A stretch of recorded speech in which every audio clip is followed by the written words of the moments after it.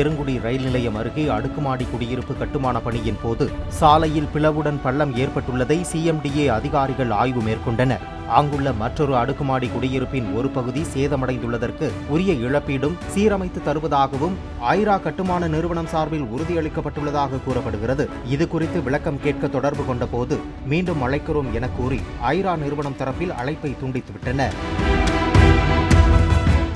Play store மற்றும் app ஸ்டோரில் இருந்து பாலிமர் செயலியை QR கோடு மூலம் பதிவிறக்கம் செய்யுங்கள். செய்திகளை உடனுக்குடன் பெறுங்கள்.